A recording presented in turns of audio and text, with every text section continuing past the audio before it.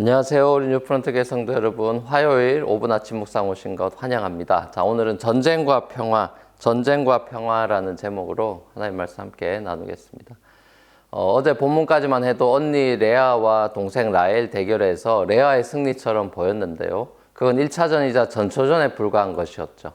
오늘 본문은 본격적인 대결이 펼쳐지는데요. 아기를 낳지 못하는 라헬은 언니에 대한 시기심에 불타서 하루는 야곱한테 바가지를 긁습니다.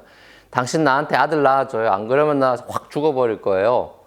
자, 그러니까 이 야곱이 썽을 내며 말합니다. 아니, 당신이 임신 안 되는 게 내 탓이야? 하나님이 임신 안 시켜주는데 나들 어쩌라는 거야? 내가 하나님이라도 돼? 이렇게 불임 문제로 부부싸움이 벌어지게 됐습니다. 서로가 스트레스가 많은 상태에서 이렇게 폭발한 거죠. 야곱 입장에서는 당연히 불임 문제가 자신이 아니라 라헬에게 있다고 확신했겠죠. 레아를 통해서는 아이를 넷이나 낳았으니까요. 자, 그러니 자기한테 화내는 라헬이 이해가 가지 않았을 겁니다. 하지만 그렇다고 아기를 갖지 못해 괴로운 라헬에게 하나님의 이름을 운운하면서 내 탓 아니고 당신 탓이고 하나님 탓이다 이렇게 말하는 야곱의 태도도 굉장히 문제가 있어 보입니다. 라헬의 마음을 위로해줘도 될까 말까 한 상황에서 야곱이 심한 말을 한 거죠. 그랬더니 라헬은 자신의 여종인 비라를 통해서 아이를 가져서 그 아들을 내 무릎에 놓고 키우겠다 야곱한테 말합니다. 그래서 야곱은 비라와 동침하게 되고 비라가 임신해서 아들을 낳죠. 야곱은 레아와 라헬한테 끌려다니면서 완전히 아기 낳는 기계 노릇을 하게 됩니다. 라헬은 하나님께서 자신의 억울함을 풀어주시려고 자기의 호소를 들으셔서 아들을 주셨다고 믿고 그 이름을 단이라고 짓습니다. 또다시 비라가 임신해서 둘째 아들을 낳게 되죠. 이번에는 내가 언니랑 경쟁해서 크게 이겼어요 하는 의미에서 납달리라고 이름합니다. 언니 레아가 또 라헬이 이 여종 비라를 통해 이 두 아들을 얻고 마치 자기가 낳은 애인 양 데리고 다니면서 야곱의 사랑을 독차지하는 모습을 보면서 그 모습이 너무 꼴보기 싫어서 자기도 여종 실바를 데려다가 야곱에게 아내를 주고 이 실바가 또 임신해서 아들을 낳게 됩니다. 그래서 레아가 이 아들 이름을 복되다는 뜻에서 또 이제 이름을 짓죠. 또 실바가 둘째 아들도 낳아서 세상 여자들이 이 레아를 행복한 여자라고 여길 거다 이러면서 아들 이름을 또 아셀이라고 짓습니다.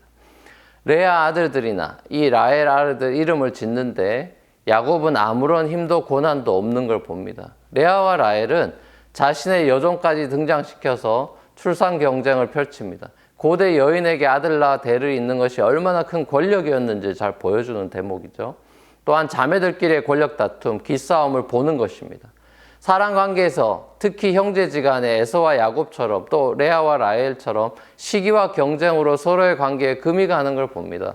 결국 인간관계가 힘든 이유도 이 파워 스트러글 때문이죠.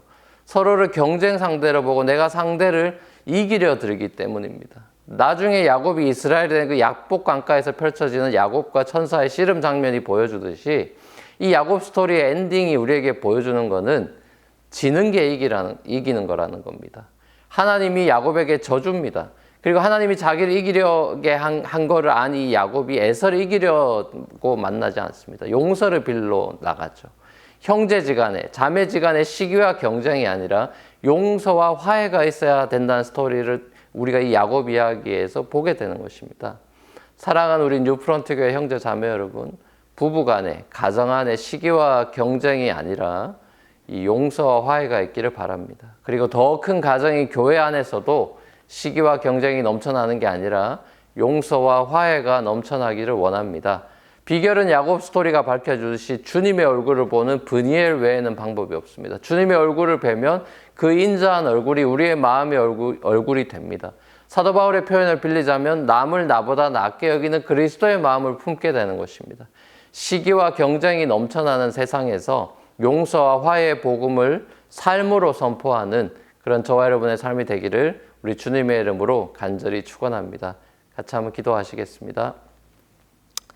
사랑과 은혜가 풍성하신 아버지 하나님, 오늘 아침도 새날려를 주시니 감사합니다. 우리의 삶이 시기와 경쟁의 삶이 아니라 용서와 화해의 삶으로 그리스도의 마음을 품고 살아가는 복음의 대사, 평화의 대사를 살아가는 우리의 삶이 되도록 인도하여 주시옵소서. 감사드리옵고 예수님의 이름으로 기도합니다. 아멘. 자, 감사합니다. 오늘도 평안한 하루 되십시오.